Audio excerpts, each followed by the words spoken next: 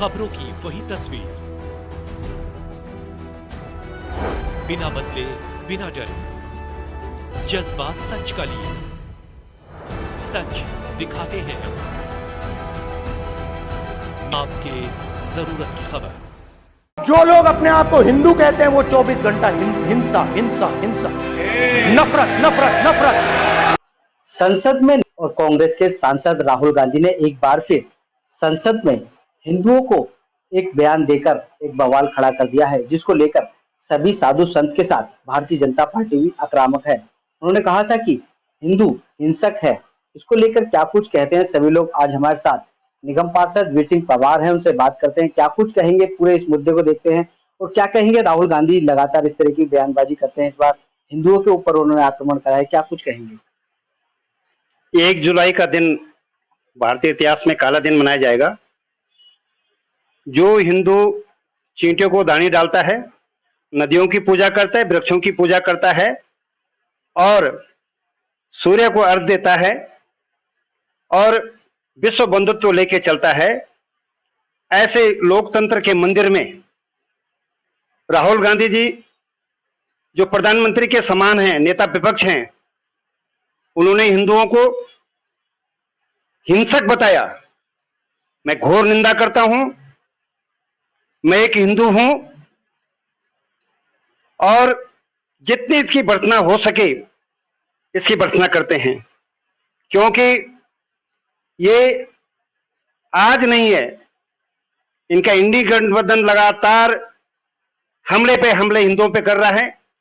कोई बोलता डेंगू और मलेरिया है, इनको मारना चाहिए। कर्नाटक में इनके सरकार बनने के बाद जिस तरह से विधर्मी लोग निकलते और हिंदुओं का सर काटेंगे, वहां पर इन्होंने कुछ नहीं बोला, उनको रोका नहीं। जिस तरह से इनके संबंध जिन्होंने भारत और पाकिस्तान टुकड़े कराए उनके साथ में रहे हैं, घोर विरोध हिंदुओं का ये करते हैं। जो चुनाव आते हैं जनेऊ धारण कर लेते हैं, तिलक लगा लेते हैं और इलेक्शन के बाद फिर अपने जो वोट बैंक, इसका 15% वोट बैंक है, उसको खर्च करने के लिए हिंदुओं को मन मर्जी की गाली, वो भी जो हमारा मंदिर है उस मंदिर में जाकर के इन्होंने खड़े होकर के हिंदुओं को गाली दी।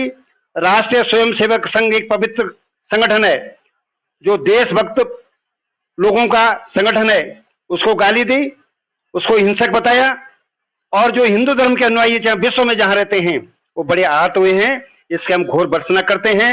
हम लगातार प्रदर्शन कर रहे हैं और जहां भी नुक्कड़ और गली में जहां भी लोग मिल रहे हैं, निश्चित तौर पर जिस तरह संसद में इनको बालक बुद्धि बताया गया, वाकई बालक बुद्धि है। इनको इतना भी पता नहीं कि एक ऐसी पोस्ट पे बैठे हुए हैं जहां पर इनको समान, सब धर्म समान इनको चाहिए। इन्होंने गुरु ग्रंथ साहब को बोला, लेकिन कहीं भी कुरान के बारे में नहीं बोला। कुरान की प्रति उठा के लाते तब पता चलता है इनको सब धर्मों को बराबर मानते हैं। शिव जी की फोटो इनके गंदे हाथों से, और उस सीट पर उन्होंने शिव जी की फोटो रखी जिस पे ये बैठते हैं। इससे पता चलता है ये कितने हिंदू धर्म का पालन करते हैं, कितने हिंदू हैं। आज शिव जी का भी इन्होंने तिरस्कार किया, बार बार शिव जी का त्रिशूल बार बार दिखा रहे हैं। ये कितने ज्ञानी और पंडित है, कौन सा ग्रंथ पढ़ा इन्होंने? जब इनसे पूछा गया कि जो हमारा संविधान उसमें कितने पेज हैं, वो तक नहीं बता पाए आदमी, और संविधान की दुआई देता करे कि आज संविधान के मंदिर में हिंदुओं को गाली दी। निश्चित तौर पर इसका इनको भुगतना पड़ेगा। अच्छा, जब बात करें, जब देखा गया कि प्रदर्शन लगातार हो रहे हैं, संत समाज और हिंदू समाज भी मामला लेके मैदान में आ गया है, तो इनका बयान बदला और कहते हैं कि मैंने सिर्फ बीजेपी और आरएसएस को ऐसा कहा है कि हिंसक और निर्दयी। ये हिंदू समाज ही खाली प्रदर्शन नहीं कर रहा है, मुस्लिम समाज भी कर रहा है। मुस्लिम समाज में क्या लिखा है कि हस्तक मुद्रा और ये मुद्रा, वो बोलते हैं कि हमारे तो हम तो मूर्ति पूजक है नहीं। तो ये तो सबका, मुसलमान हो, हिंदू हो, क्रिश्चियन हो, सिख हो, जिन सिखों का कत्लेआम इन्होंने किया, वो आज हिंसक उनको बोलते हैं, हिंदू को हिंदू बोलते हैं। आज जो सिख, जो जिसने सिख ने हिंदू धर्म को बचाया, उनके 20,000 आदमियों को आपने रोडों पे काटा, टायर डाल के जलाया कांग्रेसियों ने। शर्म नहीं आते राहुल गांधी को? ये लगा इनके हाथ बटेर लग गए, 99 सीट के आ गई। इनको लगता है कि प्रधानमंत्री मैं बन गया हूं। अपना पिछड़ा इतिहास से देखो, 400 कुछ सीटें थी आपके पास और 3 बार 99 सीटें आपके पास आई। और मैं आपको चैलेंज कर रहा था, तब भी कर रहा, आज भी कर रहा हूं, अगर आपका गठबंधन नहीं होता तो 20 सीट से ऊपर आपकी नहीं आती। लेकिन गठबंधन के कारण से और एक तरफा विधर्मियों की वोट आपको मिली, इस कारण से आप 99 सीट ले पाए हैं, लेकिन आने वाला समय जब चौथी बार चुनाव होगा उस समय आप देखना हिंदू अपना हिंदुत्व दिखा देंगे। क्या मानते हैं लगातार राहुल गांधी एक के बाद एक विवादित बयान देते हैं, कभी राम मंदिर पर कभी हिंदुओं को लेकर, क्या इनका अस्तित्व खत्म होता जा रहा है जो मीडिया में बने रहने के लिए इस तरीके का?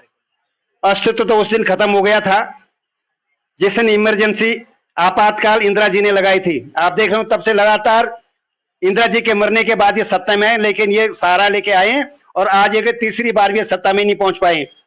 मेरा मानना है कि आप इतने बड़े शासन आपने इस देश पे किया, आज आप गरीब गरीब का रोना लेते हैं, उनका पक्ष लेते हैं।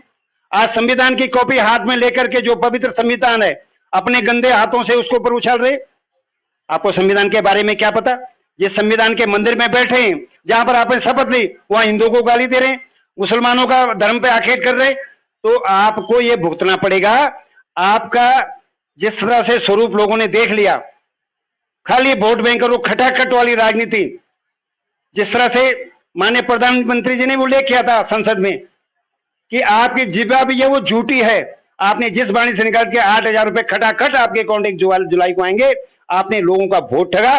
और मैं माननीय सुप्रीम कोर्ट जी से आग्रह करता हूं, बड़े बड़े फैसले आप लेते हैं, आपको सोमोटो लेना चाहिए कि जो इस तरह से लोगों को लालच देते हैं और सीट ले लेते हैं, उसके बाद उस पर कब्जा कर देते हैं। कब्जा पर तो गरीब ही रहता है, कभी उठ नहीं पाता है और देश विकास नहीं कर पाता है, उनको पेनलाइज करना चाहिए। क्या कुछ कहेंगे? संसद में जब बवाल हुआ इस बात को लेकर, हिंदू हिंसा को लेकर, देश के प्रधानमंत्री नरेंद्र मोदी के साथ समस्त लोगों ने इनसे इस्तीफे की मांग करी है कि जो संसदीय सदस्यता है रद्द कर दी जाए, इसको लेकर क्या कुछ कहेंगे? 137 मिनट देश का प्रधानमंत्री ने एक एक सवाल का मणिपुर से लेकर सब जगह का जवाब दिया, हर चीज का जवाब दिया। वहीं पर कांग्रेस को मानना चाहिए था कि जो हमारा नेता विपक्ष में बिठा रखा है बनाए राहुल जी को, उसको तुरंत इस्तीफा दे देना चाहिए था उस समय कि आप इसके काबिल नहीं हो, आपकी बालक बुद्धि है, आपके मन में जो है वो बोलते जाते हो।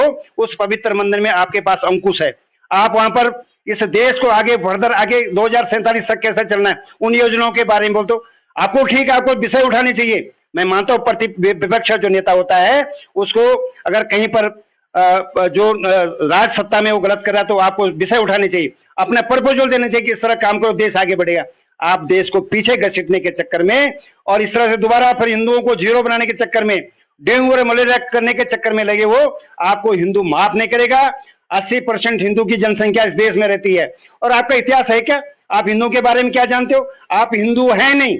अगर हिंदू होते तो हिंदू का करुणा दिल होता, आपके अंदर करुणा दिल है नहीं, कठोर दिल है, इसलिए आपने हिंदू को गाली दी है। आप भी मानते हैं सदस्यता रद्द होनी चाहिए? उनके सदस्य, मैंने आग्रह किया, मैंने सुप्रीम कोर्ट से भी आग्रह कर रहा हूं कि सोमोटो लेना चाहिए ऐसे व्यक्ति का। जब आपके पास कोई कोर्ट में केस आता है तुरंत इनके क्वेश्चनिंग जवाब होना चाहिए और इनकी सदस्यता रद्द होनी चाहिए, क्योंकि ऐसा व्यक्ति जो अग्निवीर पर सवाल उठाता है, फौज में भी भड़काव की बात करता है, चाइना से बात करता है, जो देश विरोधी आदमी है। अभी आपने देखा होगा एक शहीद हुए हमारे नौजवान, झूठ बोल दिया गया संसद में कि उसको 1 रुपए नहीं मिला और उनके परिवार वालों ने कल डिस्क्लोजर किया टीवी पर कि हमें 98 लाख रुपया 68,65,000 रुपए मिल गए। अभी 65,000 हर महीने 1,50,00,000 के आसपास उनके पास पैसा आ जाएगा। जब परिवार ये बोल रहा है, झूठ आदमी को खड़ा करके आपने वहां पर इस तरह से स्टेटमेंट दिलाई उनसे कि हमें कुछ पैसा नहीं मिला, ये बहुत गलत है, विध्वंसक प्रवृत्ति का है। अग्निवीर पर सवाल आपने उठाने हैं, उस पर संशोधन कैसे हो वो बोलना चाहिए आपको, लेकिन पूरा अग्निवीर पर आपने सवाल उठाया, पूरी फौज पर सवाल उठाया, ये निंदनीय है। ये सुना आपने किस तरीके से बताया निगम पार्षद वीर सिंह पवार ने, जो हमारे नेता विपक्ष हैं किस प्रकार से राजनीति करते हैं, संसद में हिंदुओं को घेरने के अलावा और कुछ काम नहीं करते। कैमरामैन सुनील के साथ संदीप कुमार, तेज समाचार, दिल्ली।